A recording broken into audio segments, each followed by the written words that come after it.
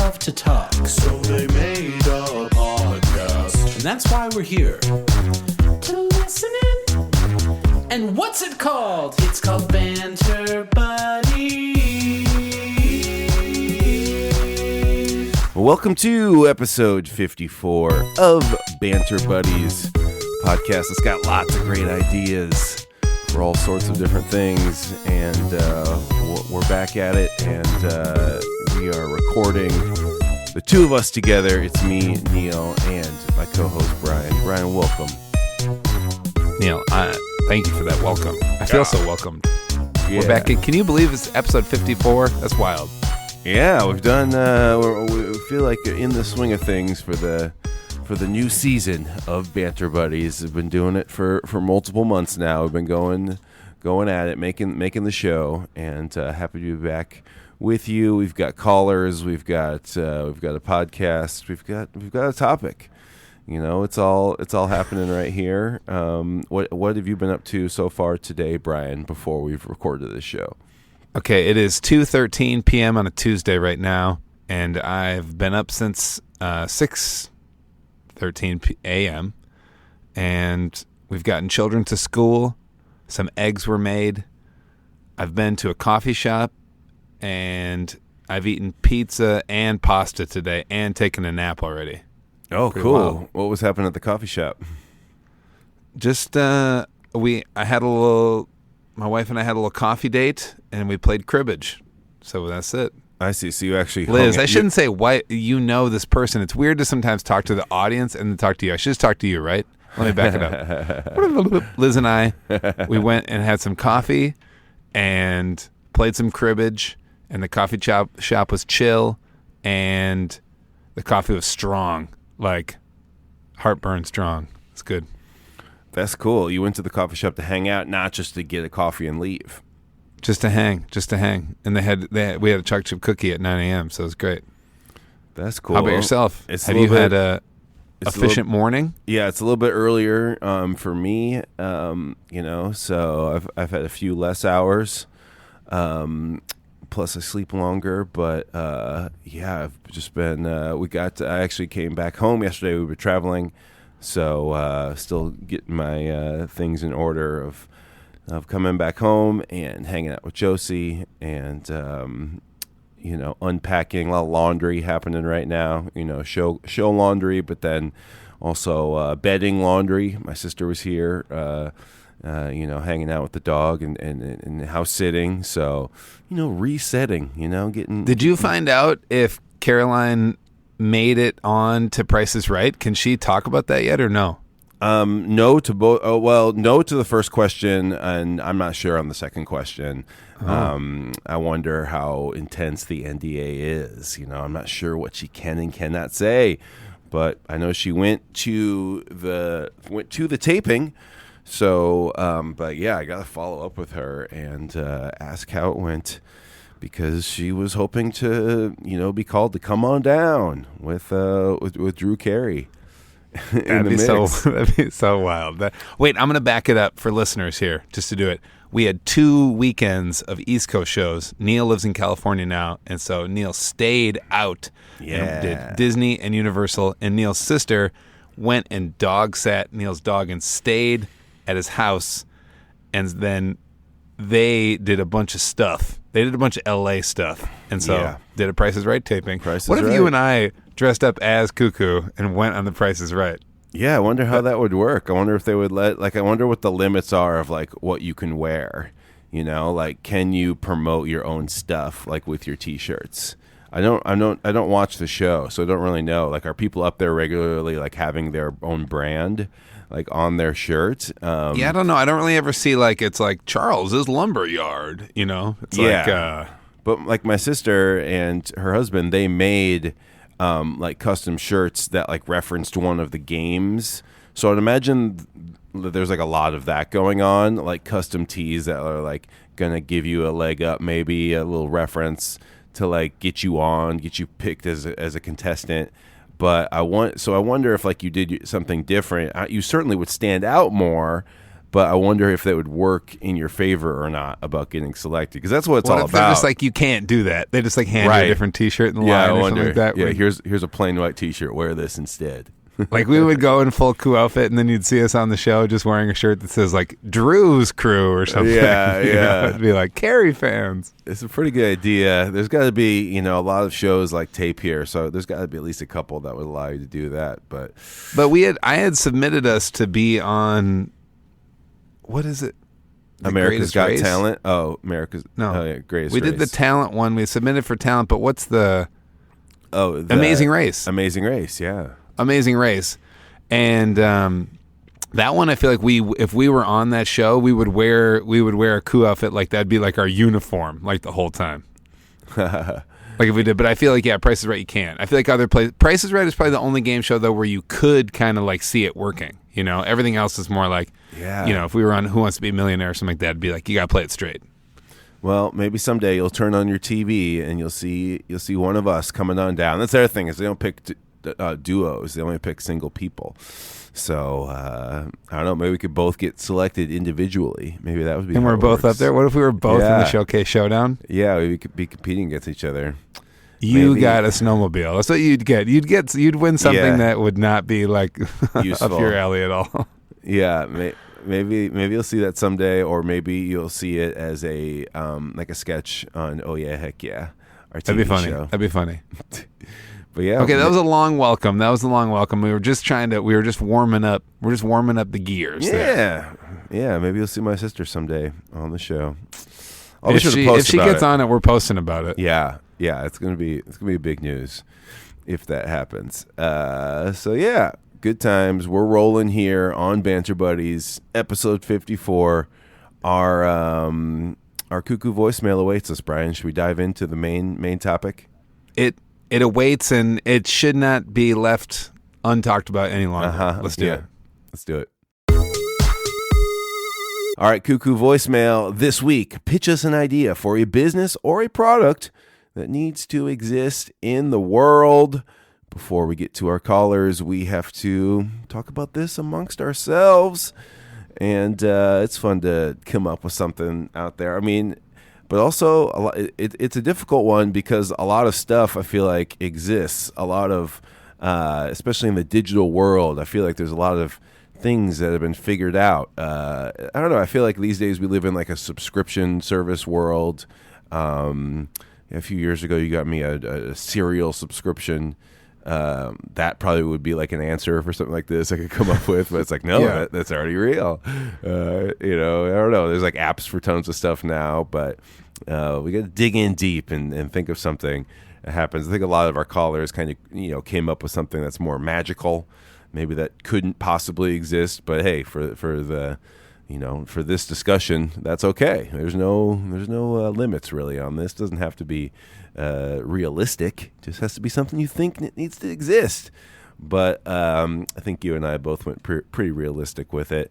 I'll start us out, and we're keeping it meta here with the podcast thing. I love podcasts. I like making podcasts, but it's tough to know what's out there. It's tough to marketing with podcasting, and connecting shows to people, I think, is a hard time. It's hard to share podcast clips and stuff like that. Don't really go as far on social media and things like that. So what I want to exist is an app. I've named it Podrex. Very creative name there. An app that takes input from its users and recommends shows you might like. So you could choose from different topics.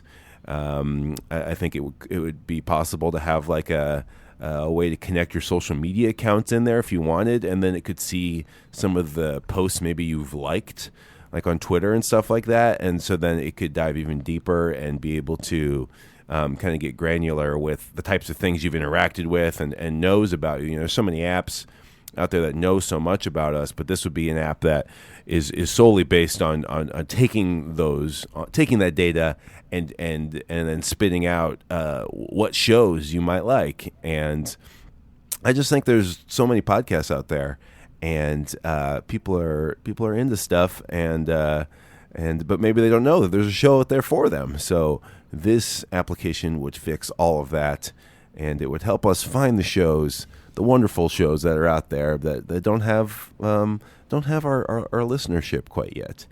So Podrex, I'd like an easier way to find podcasts instead of just like typing in basketball or theme parks and do like our favorite podcast apps and roll. Can I add a tab? Can I add a tab? Yeah. Podrex? What do you want to see? What do you want to see? Okay, because this is great because you always need a podcast recommendation, but you need a human person that like sees you to give you like a little. It's going to be called like a handhold or something like that. It's kind of like I'm going to hold your hand through this, right? It's going to be like, hey, you like Mark Maron's WTF? Well, you're going to love this one, but the first 10 minutes are usually bad. And so just get like, also like give yourself 3 episodes to get used to their voice. And then you're going to love it. You know what I mean? I need something like that. I need like a little tiny, like because like I see on all these video services, like you watch this Western, now watch this one. It's like, you're just trying to serve me up the next piece of garbage you made. Like I need somebody like, you liked this character from this movie. You're going to love this guy, that kind of thing. That's a good point. To have like a human touch on this that can provide not just here's the show we think you'd like, but here's like a couple sentences of like information that might help you get into this or start with this episode or something like that. Yeah, I like that a lot. Plus just like maybe someone behind the scenes too that can, again, we want this to go above and beyond just sort of like, oh, here's the subjects you like, here's the podcast about those subjects. I feel like that's already covered. Whereas in order for this to be great, we would need, a staff of people with a little bit more of an editorial touch to say, oh, here are our favorite NBA podcasts, so that when you search NBA, these ones maybe rise up to the top a little bit instead of just saying, oh, it's tagged as NBA, so you get this. I like that. Thanks for adding on. You need somebody to be like, okay, there's, even on this podcast, there's 54 episodes, right? You'd need somebody who's like a super fan to be like, these are the 3 best ones. Yes. So I just got the Paramount Plus subscription password from my parents, and I gave them our Hulu one. And I started watching, I started watching Reno 911, and there's a tab on there to be like the best ones. Oh, and there's cool. 10. That's there's helpful. 10 of them, and they pick like the best from each season. There you go. And I need you need like a, hey, start with episode 12 or something, because usually in podcasts, like with TV shows, their first 3 aren't their best ones, right? Yeah. But but if you start in the middle, you might be lost. So you need a handhold. Okay, that's what I got. That's right. Need a little help. That's a good one, because you and I consume a lot of podcasts, and you don't want to get into the trope of only following like the celebrity or the most well known. Like you want to find one that's maybe a little smaller and it's like curated to you. Yeah, or maybe, it's like word of mouth. It sounds real. Sounds like you could do this, Neil. Yeah, maybe someday we'll see something like this. All right, that's my answer to the prompt this week, Brian. What you bringing to the show today? What you thinking? Okay, I was thinking about what if we made this band, Neil? It's called Cuckoo, and it's like no, let's not do that. I'm listening. Okay, I need everybody. I'm a sweaty boy. I'm a sweaty, smelly boy, and everybody's telling me you can't have deodorant that has aluminum in it. But I've tried the Rock deodorant. I've tried the just regular deodorant. I've tried the stuff perspirant-free, different things. Nothing works. I get real stanky and real sweaty, and I kind of need the aluminum. So I need somebody to come in with something else. I need a new invention. I need a non-cancer-inducing product that I can put under my pits that is going to slow down the smell. I'm okay with the drippiness, but I need to slow things down without that. So maybe some podcast listeners are going to be like, you need this stick, Brian, let's go. But I've tried most of them. I'm not going to say all of them. I've tried at least 30 different sticks of deodorant. I feel like that's a lot, right? Yeah, there's got to be a way. There's got to be one that works. And there must be a way. It seems so personal. Everybody, every human has different chemistry within them, right? So it's like, it's good to get recommendations. We welcome recommendations. Please write in, call in with what you have for Brian. But what works for one might not work for another. That's the hard thing. I'm willing to try though. So yeah. I need a new deodorant made out of different stuff. That's right. Who knows what it's going to be? Maybe it's like you got to put mud under your pits or something. That will slow it down. So I'm down. I'll get. We're willing to go way out there with this idea. It doesn't have to be something that's that's in the same realm of what we already have. Maybe we need a new way. Maybe there's a whole new situation out there that we haven't uncovered yet. So, and when it does get uncovered, I want it to be called like Brian's Pitties or something like that. Yeah, named after you. Yeah, that's yeah, good. Yeah. Come on, scientists, get on this. This seems like was I supposed to do that, or was I supposed to come up with like a full real company with like a marketing plan? Nah, this is great. This is whatever. It's whatever we want it to be. That'll do, pig. That'll do. That's a good one. Someone hit us up. Also, if you're a scientist, work on this issue because there's got to be a way out there to not be stanky and not put bad chemicals. I've tried all the rock salts too. I've done them all. I've done the breath. It's time. It's time. Well, we'll hope for something better in the future. Let's just keep going, everybody. Let's keep going. Let's keep moving. What? So you said that you've already looked through a little bit of the calls. Yeah, I'm looking now. We got some. We got all some the favorites. We got all the favorites here. They're coming through with their products or their businesses, and let's start it off with our first caller. Here we go. Yo, Brian and Neil, Kelly, St. Paul. Business or product I wish existed actually has to do with a product that already exists, which is frozen pizza, but it's a little bit of an improvement on frozen pizza. I wish into existence a frozen pizza that does not, I repeat, that does not burn the skin off the top of your mouth when you eat it. If you're like me, you're probably making a frozen pizza out of desperation or extreme hunger, and you're ready to eat it as soon as it comes out of the oven. But most of us make that big mistake. You bite it too soon, you burn all that skin off the roof of your mouth. So yeah, I'm looking for a burn-proof frozen pizza. Anyway, yeah. Good talking to you. All right. Bye. Wow, the Holy Grail right there from Kelly. The Holy Grail, the pizza that cannot harm you. It's magically the exact right temperature. I think the wish into existence is great. I always say manifest into existence, but it's got to be wish. Yeah, it's got to be the wish. Kelly planted his wish. Neil, because I have dairy-free cheese I eat dairy-free cheese on my pizza. That is not real cheese, and it gets hotter. It stays hotter for longer. It's an even hotter cheese to the point where one time we were at a pizza place and Liz was serving me a piece of pizza, and it fell off the little serving spoon, and Dawson was sitting in my lap, and I yelled because it landed on my hand. It started burning my hand, and he was screaming, but he was screaming more because I yelled, but I thought the pizza had landed on him. So I left it on my hand until I found out about him, and it gave me a 3rd-degree burn. I still have a scar on my hand from this cheese. So Kelly's right. You're always eating these pizzas out of desperation or extreme hunger. You're I need this now, and then it's always the roof of your mouth. It's always going. It's always gone. Wow. So synthetic cheese is stays hot for longer. So that's hard because that's not the answer then to this conundrum, right? Is make a different kind of cheese that cools down quicker. We need some sort of coating that goes over the whole pizza, I think, at the end that somehow allows it to cool down faster. And again, all these calls and all these things, they don't have to make sense. They don't have to be possible necessarily in traditional realms and understandings of just the world that we live in. It could be something that we just hope for. Science. We need the scientists to get on these things and help us create this. I'm not sure how. The food scientists. Yeah, these are people's jobs.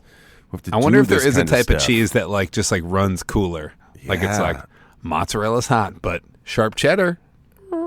I know. I wonder if there is. I'm trying to think beyond this. If there's a product like this where it cooks normal, but then you have to like put it into like a separate box or a separate thing, so you can sort of like save yourself from yourself a little bit, and it's like part of the cooking process. You know, It must go in this thing for 5 minutes to yeah. prime or something like that.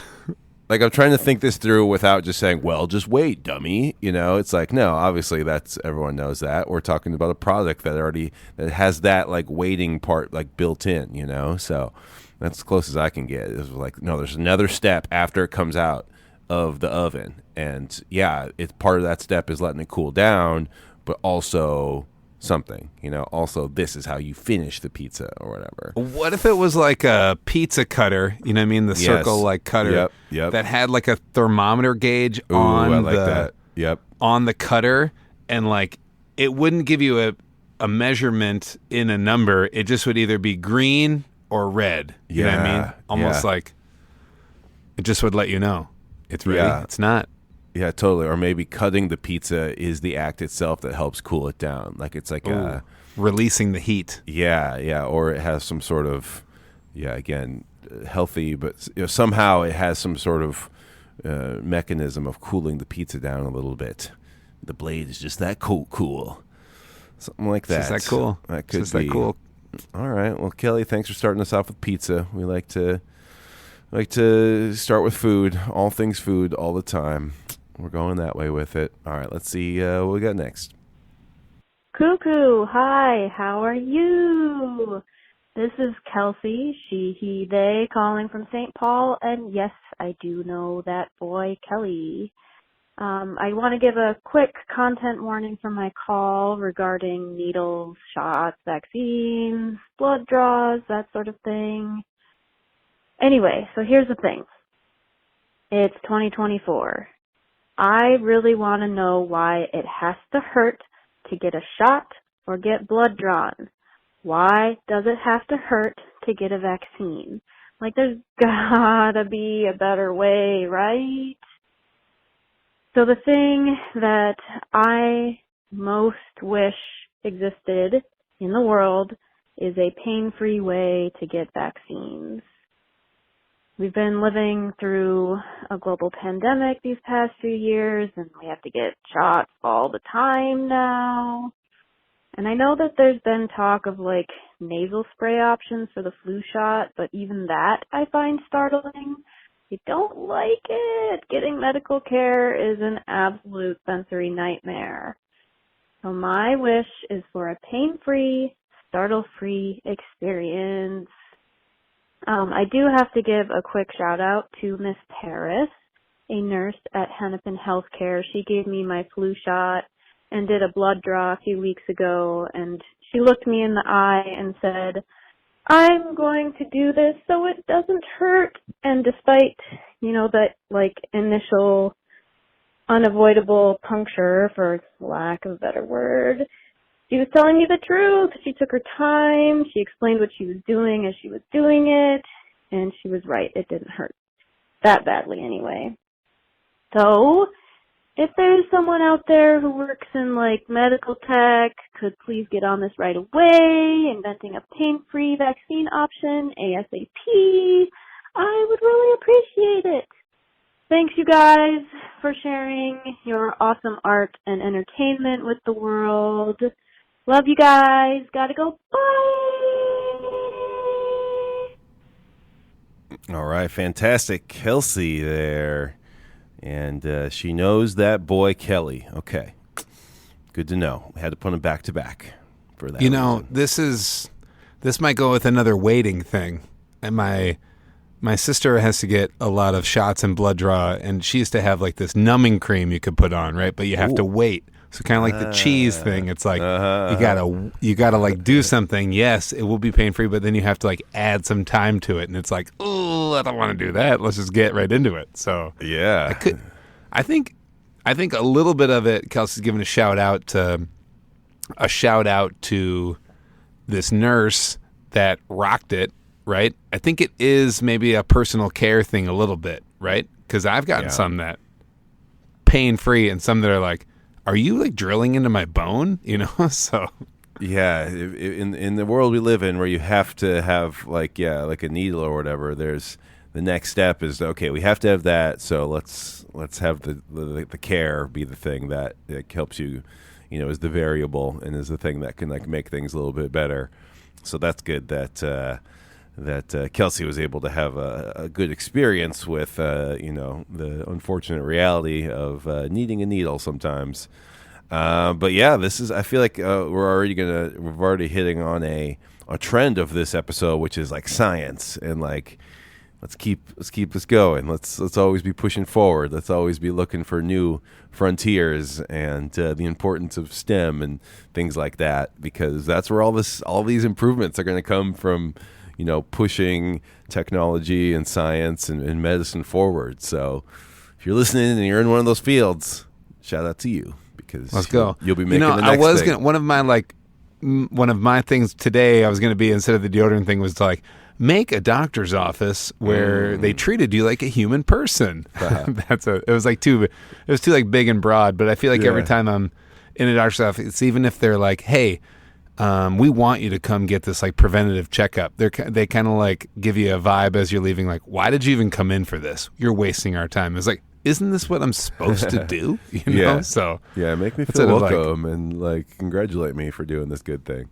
Yeah, come on. Like you're getting a check off the insurance company of me coming in. Come on, shouldn't you just be like happy that I was here? Anyways. But Kelsey, I think like what we want basically, I feel like in any like sci-fi thing or idealistic future thing, like everything is just like a pill, like even like lunch, like lunch is a pill or whatever. Like maybe we don't want to go that far, but it seems like in the future, vaccines and the types of medicine that we need should all be just in pill form. All you gotta do is swallow it, wash it down with some water. That's what we're looking for. I would agree the nasal one doesn't sound very funny. Oh, either. yeah. I haven't heard about that, so. But that's a good step in between, I guess, right? To it's not just going to go from, needle to pill. Maybe we need some middle ground. We need some steps along the way. So at least we're getting there a little bit with nasal. But a heavy snort. Snort it up. Hopefully someday it's just as easy as just like having a little Tylenol or something like that. Boom, you're vaccinated. Very nice. Thanks, Kelsey, for the call. Who do we have next? Hey, Brian and Anil. It's Kristen from Wrangell, Alaska. The way I approach this question is how chore do I hate the most, which is laundry, but specifically folding laundry and putting it away. So I would like a product that's like a washer or dryer, and you can put the clothes in it, and it will fold the clothes so I can just take them out and put them away. Bye! Okay. Kristen, now we're talking. All right. Some household appliance upgrades. Now we're talking. Neil, this is one of the biggest kerfuffles in my life. College was hard too. I can wash clothes. I can make sure they're clean. I have no problem with clean clothes. It is the fold, and probably put away is even harder. I think I can even fold. I can like put that together. Like, hey, I'm gonna watch TV. I'm gonna watch a movie or something like that. I'm gonna fold some laundry, just sit on the floor. But the put away, I think I would just rather have my drawer be the dryer, and I just like pull from the dryer and never put it away. Ooh, I see. You are different about laundry than I think. Do you have an issue with that, or are you just like hang stuff? Yeah, I hang so much. I hardly fold anything. So I'm just like, obviously that requires a certain amount of closet space and hangers and stuff. But yeah, I like hang dry a lot of things. So they're already hanging up, waiting to go. So, but I do understand this is very, I feel like this is like very like a Jetsons like type of thing where they have all these like sort of magical appliances that pop out and boom, it's just how you want it. There's no other steps necessary. Or they literally have like a robot maid, right? I feel like maybe that's where this will go eventually, is that the first household robots we have in our lives will do like these very repetitive, simple tasks. They only have to go like from point A to point B, right? Fold it, put it in this drawer or whatever. So maybe that's where we get this. But I do like the idea of, a full washer and dryer that also then once it's done drying, it goes to another section and things are already fully folded. So you just pull them out and then boom, you just got to put them back in. But your idea is cool too, of having your furniture also be. You're essentially saying, I want my furniture to be able to do the cleaning and the drying. So it's not even a separate deal. Oh, that's funny. I was just actually thinking about I just like to pull stuff out of the dryer and just wear it. Oh, and just rock it. Yeah. It's the putting away that is like the most. Yes. That is the most difficult for me. Like to put it away. Like I remember in college when we were roommates and stuff like that, I would just have a mound of clean laundry. It'd be clean. Instead of putting it away in my drawer, it'd be on my bed. And when I wanted to go to sleep, I'd just push it all off on the ground and I'd sleep. And then when I wake up, if I wanted to like stand there, I'd like put it all back on the bed. It was just the pile system. That was a pile system. I think there's a lot of people that maybe like our band that subscribe to the pile system. So. Yeah, it does work. There's nothing wrong with the pile system other than the sort of appearance of it all, and sort of maybe I think the pile system really works if you live alone, or you just you don't really care. Yeah. So the pile system. Yeah, it's not out of wanting to. I love opening a drawer and like there's folded clothes there, but it's like, how's it get there? That's what. Also, the home robot. That's what it's going to be. Mm-hmm. I went and saw Wild Robot last night, Neil. Oh, cool! Highly recommend. Great film for all ages. You're going to love. Little kids are going to love. Everybody's going to love. Yeah, but if that's what that robot is. That robot isn't in that space in this movie, but that robot is there to help you in that Jetsons style way. Yeah, like Rosie the robot. Very Kristen, nice. I'm so happy you called in, and we've been thinking about swaddling since last week, so keep calling in, Kristen. Hi, Cuckoo. It's Lauren from Ohio, and I had a hard time with this question, but as I think more and more about it, as I sit here, I'm a stay-at-home mom, as I said before, and I think the product I would really like is kind of like when we used to have Beanie Babies or Build-A-Bear. They came with like their name, their date of birth, and a little bit of the things that they were into. And there is no real one manual on how to raise our children, but I think it'd be really awesome is if somehow we could have a product that would tell us exactly what they needed from us so we could connect and help them learn and just know that we're doing the best that we could for each one of them because they're all different and they all need that connection. So I thought that'd be a really cool idea since I'm a stay-at-home mom. Anyways, love you guys. Love the podcast. Talk to you soon. Bye. This one is pretty out there, but I had to include it. It's care instructions for humans, Brian. This is beautiful. I mean, it is. I've never seen a Build-A-Bear that has this on there, but Beanie Babies definitely. Like, I think that this isn't just for like a parent. I think this is for like. This is for all humans, like in an interaction. Like I think about like my son's friends. Like I usually come at everybody in the same way at first because that's how you start. But they're all so different. Like I can definitely see some kids that like react to my like positive bubbliness, and there's some of his other friends that are maybe like, "You need to take it down a notch, dude." You know what I'm talking about?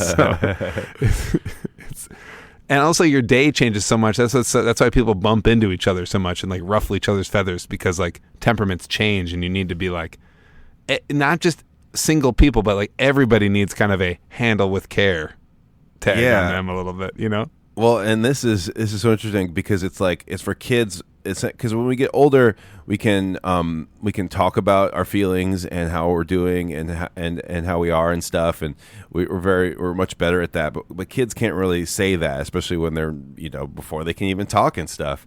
Correct. So it's basically like a way to get like a little like dossier or a little like. What if it was like a printout? It's not like affixed to the person, obviously. What if it was just like you have like a printer and every day or every month, like you get like a little printout that says like what's going on with them right now or something like that. Like I feel like that's what it would be. Or like you're about to meet your kids' friends and their family or whatever. You need a little almost like you work for the FBI or something like that or the CIA and you get I got intel on that. Here's their here's their one paragraph about what you might need to know about what they're going through these days or what their thing is. So it's just like I would say that would be information. that like the first. I feel like the first year you want that little like you need like a monthly printout because like kids like evolve like Pokemon so fast, like they go through leaps and stuff like that, and it's just like you just need a little printout to be like, okay, this is what the update was. And I need it to not be like an Apple update because I never read that thing, even though you read them all, right? I'd like, can somebody just verbally tell me what the features are of the new phone? Okay, new camera, that's it? Okay, next, keep moving. Yeah, just a little bit extra information that person like can't say themselves. This one is so heartfelt and so real, and would it be cool if they all did come with a little tie? If we all did get born with like a little tie tag on our ears, like that. Yeah, your name is already just there. All right, I guess this is their name. You know, it's just like they come out with their name on them. We don't need to pick it. A typo came out. Website. Wait a minute. It's typo. There's a typo on that.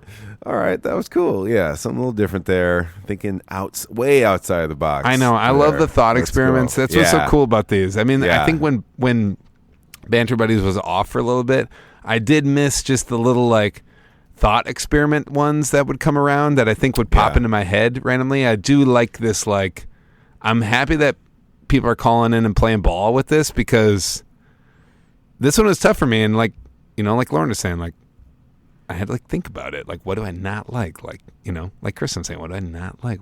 You know, I'm not going to fix that. I like that. This has been cool. This has been cool. Where are the pain points in my life? What could it be? The pain points. Thank you, Lauren from Ohio, for calling in. Hey guys, it's Ashley from Reno, Nevada. Long time no talk. My business idea is for an app where you can essentially request or see a map of where the ice cream trucks are in your area. So imagine this. You're at home, hot summer day, you're outside, maybe in the lawn, and you hear the ice cream truck, right? You don't know where it is though. Just open up your app. You can see all the trucks in the area, driving around, what streets they're on, almost like an Uber map. And you could even maybe click on one or request one to come to your street, and it could tell you how far away it is. This is an idea I've been thinking about for many, many, many years. Someone needs to make it happen. Thank you. Bye. I like how that was like a pitch. Like, imagine this. Like we were in the room and she had like, you know, slides or something like that. That's how I felt with that one. So thank you, Ashley. Hey, yes. Hey, look what I got. I got this. This is a first of all, cheers on this one. I have last summer like had this feeling. First of all, my dad loves ice cream trucks, and they didn't often come down. We didn't really have them in Bloomington where I was, like, so but a specific one for ice cream trucks. I totally feel this because you want that. It's like I want the experience of it. I want this thing to happen, but how do you find it? It's happenstance. Like Yelp has added food trucks in there. It's a little hit or miss. It just depends on how much like the food truck like updates it or if they stay in kind of a regular spot. Yeah. I feel like Twitter was great for food trucks in that way, but we need something for ice cream truck people. Yeah, it's such a unique kind of business. Right, because even the closest thing is food trucks, but they don't like roll around and then stop and then serve you and then go into the next block and stop and serve other people. Yeah, they're not sprawling around. Yeah, they like set up for a festival or they like set up in like a like the financial district or something, and they're like at this place for a couple hours every day or whatever. But the ice cream truck, they are always on the move. They do stop at the corner and then keep going once the line's down or whatever. And the other thing about ice cream trucks is like, oh yeah, you could just go get. Why don't you just go get ice cream at the local ice cream shop? The ice cream truck has stuff that is not going to be at the local ice cream shop, right? It's the type of stuff that's available at the ice cream truck that makes it unique. Yeah, half melted SpongeBob ice cream. You know what I mean? Yeah, all the choices, all the individually wrapped little treats you can get there, ice cream novelties. So it's a good one because of the sort of specific nature of ice cream, trucks themselves.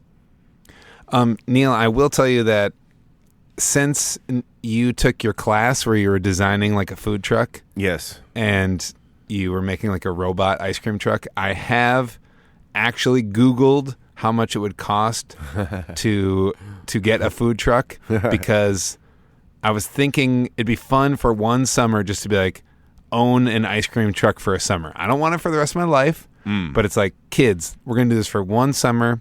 We're going to like hang out in this ice cream truck basically and kind of like roll around to different festivals and like cruise through neighborhoods and stuff like that. And maybe just try to like break even.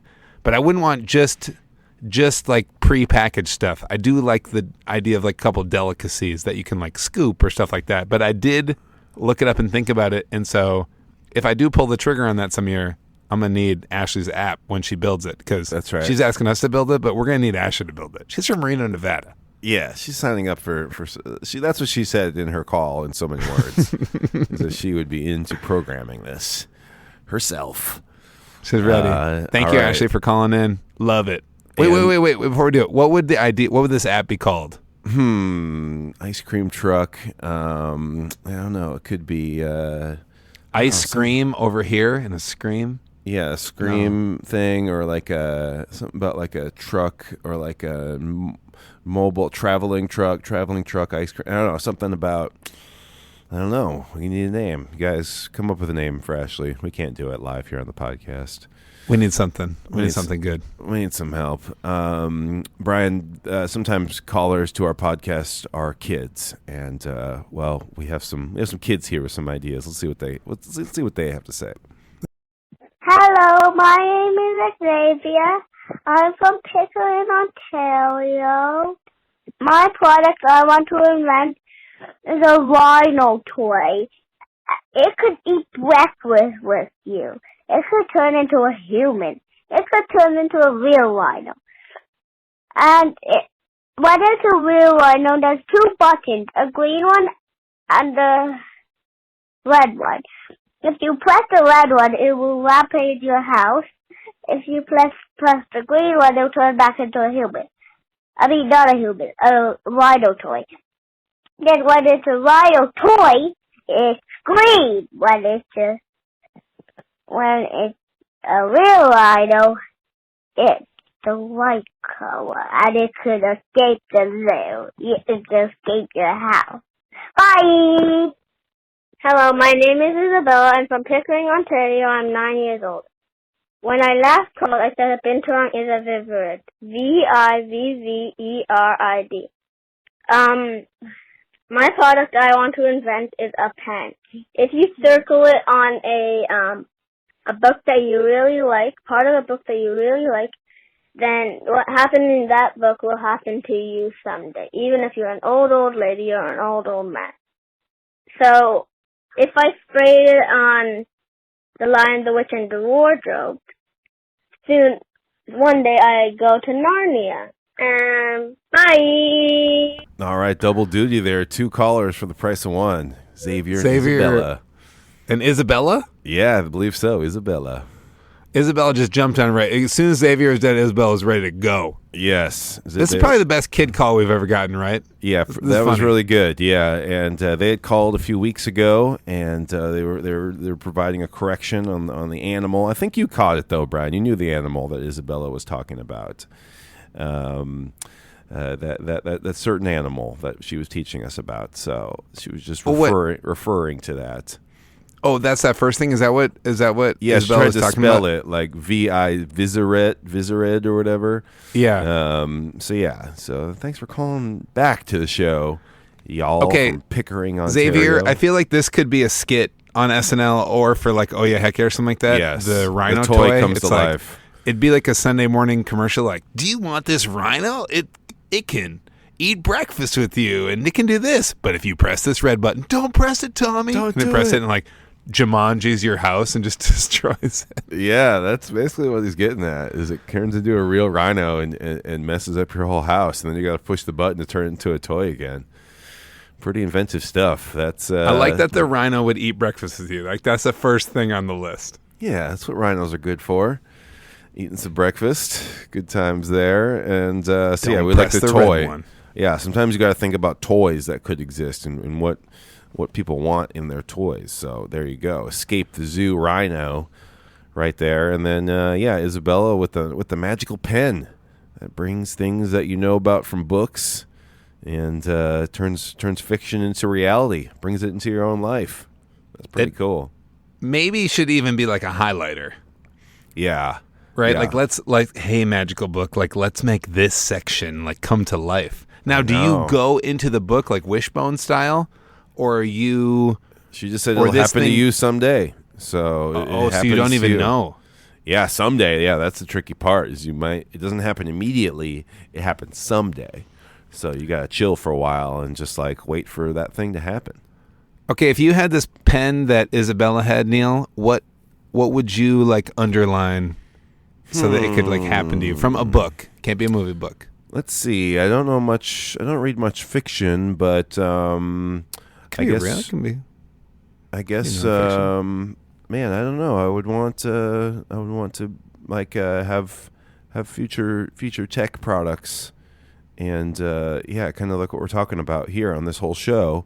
Be cool if there was already some of this stuff that existed, and all I had to do was circle the page or highlight the passage, and then boom, all of a sudden I could teleport time or whatever. That would be cool. You know what I think? Oh, sorry. Go finish. Did something come to mind for you? I was just gonna say this pen could be turned into it'd be an advertisement hey, did you read the book and loved it, and then Hollywood made the movie and it stunk? Well, use this pen to make the book come to life and how you thought of it. Yeah, really. Yeah, you could get your version, the correct version. Are you somebody who says, man, the book was way better after somebody says, did you see the movie? Well, then this pen's for you. I love it. Thanks for some fun ideas there, and from calling from Canada. Shout out to y'all. All right, who do we have next?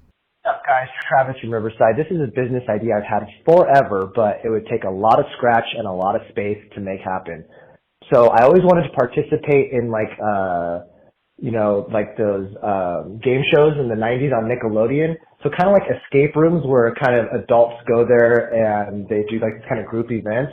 It'd be a giant warehouse like you have those trampoline parks, but instead of a trampoline park, you would join as a team, or you'd have to be put into teams, and you would compete in actual game show events from 90s Nickelodeon game shows. So you'd have Nickelodeon Arcade, Legends of the Forbidden Temple, you'd go on the Aggro Crag from Guts, go through a slime maze from Double Dare. You go through the different components of each game show, and then you have a prize at the end. You keep points, that kind of thing. The only problem is it probably costs a couple $1 million to, end licensing to get that going.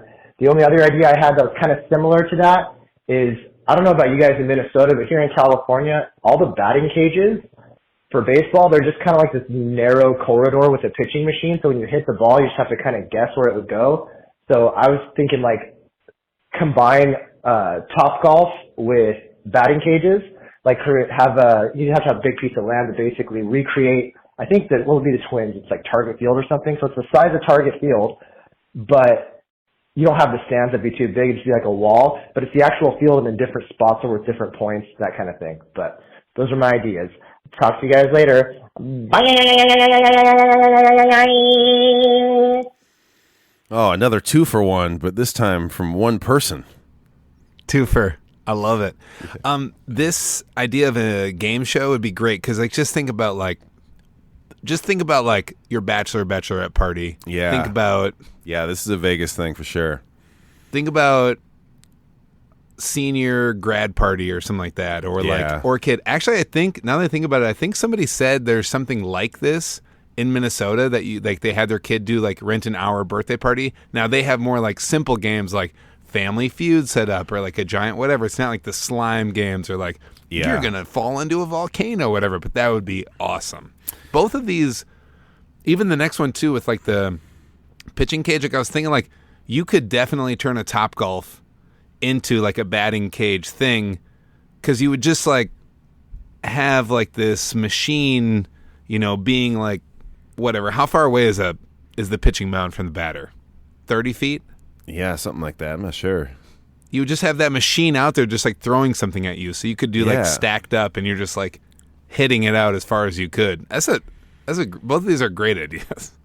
I love it. Yeah, and Nickelodeon did used to do something like this at Universal Studios Florida, but that's because that's where they made a lot of the shows. but then like guests to the theme park could come in and do like a mini version. They had a mini Double Dare, a video of my brother competing actually and getting slimed. When we were kids, and they did like a small version of like Double Dare or whatever.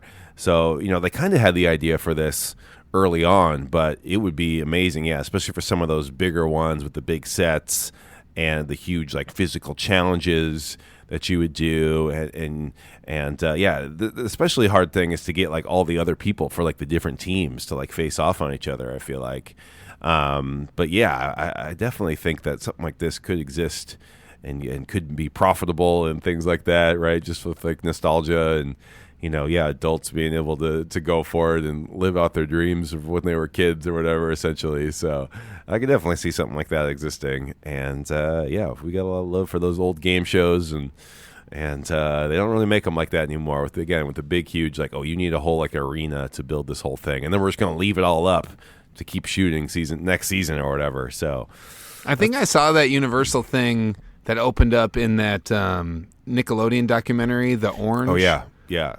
I think they talked about that because Mark Summers. like film? Is it Mark? What's his name? Mark Summers was the host of Double Dare. Yeah, didn't he like film on site and was like there at the opening like for the first year or something like that? Yeah, I think that's how they did it. And then Top Golf is huge. So let's expand Top Golf and go with more sports. Maybe you could like kick a field goal. There could be like other ones like this. The problem you run into is like we're just not as good as professional athletes. So like golf is like a good like I feel like people who are golfers, or even if you just can sort of swing a club, you can hit it pretty far or whatever. But I feel like it's a lot tougher to hit a baseball out of like a normal like infield or whatever. Like some of those things would be more challenging. Speak for yourself, Neil. Okay, you got this in your bag. No, I'd have a hard time. But, I don't want a batting cage. I want a slow pitch softball batting cage. That's what I want. I want you to lob it up. I want a triple walled bat that I can just crush it. Oh yeah, just get that feedback. Get that. What sound. Travis is doing here is he just knows that. We sold 125 tickets this past weekend, so we're basically billionaires. Yeah, this is the type of thing we could pitching do. this idea to us, knowing that we're going to fund this. So. All right, it's coming right up for you, Travis. Don't worry, we'll get right on it. Is there another call? Travis didn't get the last spot today? No, I don't. I like to switch up who maybe gets the last one. So we got a different familiar voice coming at us for our last call. Thanks, Travis. Thank you, Travis. Hey, Cuckoo, it's BJ calling from Dallas. Back when I was in college, I took a business class, and we had a project similar to this topic. We had to come up with a product that was useful in the real world and had to present it to the rest of the class. Well, one of the guys in my group just happened to have a product in which he was working on getting a patent. And we're like, okay, why reinvent the wheel? What you got? His idea was to use industrial strength Velcro as seat belts. Here's the scenario in which it would work. Suppose you got into a car accident. You're okay, but maybe the situation has changed to where you need to get out of the car as fast as possible. Maybe the car is about to catch on fire, or maybe it's about to sink underwater. Your seatbelt is stuck and you can't get out. Well, not everybody's going to have a blade in their possession to cut themselves free. But if your seatbelt was made from those industrial strength Velcro, then you could just rip it off and get yourself out. And the rest of the group was like, yeah, let's do it. So we did the research on seatbelt safety, and we put on one of those like display boards that we used to get for science fair projects back in elementary school, and presented it to the rest of the class. And at the end of it, everyone was in agreement that it was a really good idea. They basically said, hey, we don't know if it'll work realistically, but it's definitely worth getting a patent. So I don't know if the guy ever applied for the patent. I feel like he did, but I don't remember. But nevertheless, that's the product I think needs to exist in this world. So there you go. See you later. Bye. All right. Very functional there. Very, thinking of a real world problem and applying some logic to it. Trying to figure it out how to make seatbelts better. Velcro. Which way would it pull? It'd like separate? Yeah, maybe it'd be like a flap that would kind of like go across your chest, and then you have to like reach down to the bottom and pull it all the way across. It's a tough one because the easier you want the Velcro to get to pull away easier to be able to get out of the situation, but then it makes it less safe for normal seatbelt situations, right? So you always have this like push and pull of being able to essentially disarm the seatbelt in an emergency situation, but also still be useful where it still holds on to you just when there's like a normal like big break or whatever. So that's a tough balance to strike there. So, but Velcro is an amazing thing. So I'm sure there's something in that can happen with the amazing product of Velcro. Velcro. When I heard about, did you see Garden State, Neil? Yeah. I think about all the time. Anytime the word Velcro gets said, I think Oh, about yeah. his friend that lives in that big mansion with nothing inside, and he goes like, "How'd you make all this money?" He goes like it's like Velcro that doesn't make noise or something like that. Like sound, yeah. quiet Velcro or something Silent like that. I think Velcro. about that all the time. This is so wild. Somebody made an insane amount of money. Velcro's a good BJ example, though, of like something that, and actually that will be a part of our trivia coming up here soon, a little Velcro trivia. But that's a good example of like a invention that, like, fairly recently did not exist, and then someone was like, "What if this Velcro?" And so I don't know. I feel like there's always little things that could be coming our way. It's not all like, oh, someday 100 years from now or 200 years from now this will happen. It's like, nah, some of these ideas could be within our lifetimes. So who knows what's next? It might not have to be like the full thing if like the Velcro became strong enough, and then like what it really is about, like at the point of impact, does it hold? Yeah. Right? It doesn't have to like hold. So like it could be like retractable. Instead of clicking something together with two metal pieces, it's like the Velcro piece could just be 2 inches. You just kind of like put them over top of each other, and it holds strong enough. So who knows? And now our podcast is a business class type podcast, Brian.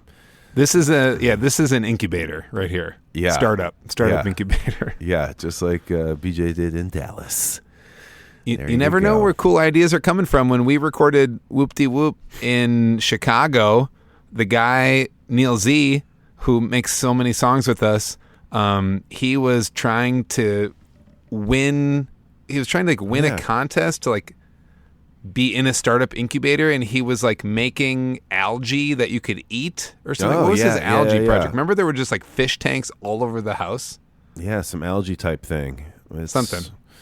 He's a scientist. He's a mad scientist. He's a mad scientist. He should wear a white lab coat more often. Yeah. Just show up to functions like that.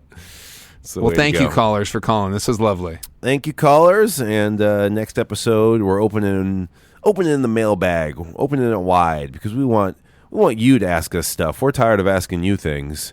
Instead, we want you to turn the tables and ask your friends, Brian and Neil, your hosts of this podcast, anything you want. It can be about the band or about what we do when we're not doing band stuff. Please Could call be us. What kind of fish food did you give your fish when you were 6? Exactly. All these are good questions. Please call us 612-440-5724 and leave us a voicemail. Ask us a question, and we will very likely answer it on this here podcast. So yeah, that'll be next time. But for now, we're moving on to our next segment, recommendations. All right, I feel like there's a lot of recommendations already flying in this podcast for businesses that don't exist, products that don't exist yet. But let's talk about some things that do exist that we need to talk about. Brian, I want you to start us off with what you think people need to know about this week. Okay, recommendations. It was an app that a coffee shop barista told me about. We were talking about games or something like that, and it is a phone app called Cetera. Oh. Setera, and it's a geography like game app.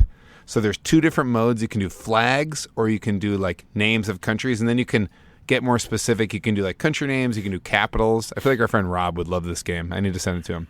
And it's just like little quizzes that come up, and you can pick the variation of difficulty. But it can be as simple as like pops up like what is the capital of North Dakota or something like that. Or it can be like you can do all of Africa. You can do North America. You can pick continent. You can like really like move it around. But I learned about it and I played it. We had 2 plane rides this past weekend, and I played it on both for like at least 30 minutes each time. So it's very fun. I would say anybody maybe like over 8 or 10 would love it. Yeah, that's cool. It's not like a little kid game, but it's good for if you're getting into geography and if you love learning about the world. That's the one. I feel like geography is kind of easy to forget about. Like, we learn it in school, but then you kind of, that information seems to drift away. So I feel like it's good to brush up on it. And using apps like this is a great, easy way to do it. Just something you can play real quick and then put away. It doesn't have to be a big, like, oh, I'm learning geography this month. It's just like, and it's not an all the time game, you know? It's like have it for when your favorite game kind of wears on you a little bit. Their log line is learn to distinguish Tasmania from Tanzania. Nice. Yeah, the app looks like it's available for iOS and Android, and it's got all sorts of different games, and you can learn where things are. And it says countries, capital cities, flags, rivers, lakes, and notable geological features. So yeah, a little topography. Topography is not that. It's geological features. Yeah, mountains and what's this place? So what's this cool. place? What's this place? Question mark. That's cool. Cetera on the App Store. We'll link to that in the show notes. All right, my recommendation. We're gonna keep it going with podcast stuff because we talked about my podcast recommendation app that I want to see out there to help us find shows. But until then, we need to recommend shows. Doing that. Just friends recommending things, word of mouth style. That's how it goes for now. And I'm recommending a podcast called CD Burners. It's from the homies at Emo Night. The official emo night, DJ night. It's massive. They tour around and do, play old emo music in bars and stuff. Anyway, they, the two people that are behind Emo Night, TJ and Morgan, they have a podcast where they dive deep on big iconic albums from the pop punk emo era of the late 90s and early 2000s. And what I really like about it is that these guys know their stuff, so they talk about why they like it, their personal experiences with it, and but then they don't stop there. They almost always have someone from the band that they're talking about, usually like the songwriter, the front person, also then join them and talk about it. So it's a cool two-part, half the show is this, half the show is that type of thing. And man, I've only listened to a couple of these. I started with Saves the Day and Stay What You Are. But man, I got a bunch of these, and I've also listened to Commit This to Memory from Motion City Soundtrack with Justin Pierre on there. All your favorites are on there. The Black Parade, Is a Real Boy from Say Anything, Pete Wentz from Under the Cork Tree. They just keep going. Now, are they doing more like behind the scenes how this got made, or are they doing like what's that podcast show we listened to where they more like decipher the lyrics within the album? I think it's more the former, where you're getting stories from when it was made and what was going on, like sort of chronologically with the band at that time. I would love that. It's less about studio time, less about studio stuff and how they made the album, and more of sort of the story of where the band was at that time. So yeah, I think it's a good one if you are into this kind of music and want to dive deeper on some of your favorite albums.